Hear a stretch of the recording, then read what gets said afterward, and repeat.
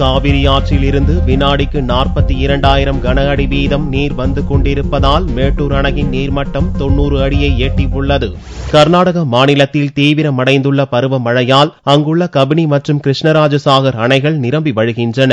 அணைகளின் பாதுகாப்பு கருதி காவிரி ஆற்றில் தண்ணீர் திறக்கப்பட்டுள்ளது. பெருக்கெடுத்து வரும் தண்ணீரால் தமிழக எல்லையான ஒகேனக்கல் நீர்வீழ்ச்சியில் வெள்ளப்பெருக்கு ஏற்பட்டுள்ளது. இந்நிலையில் செவ்வாயன்று வினாடிக்கு 42,347 அடி தண்ணீர் வந்து கொண்டிருப்பதால் அணையின் நீர்மட்டம் மலமளவென உயர்ந்தது.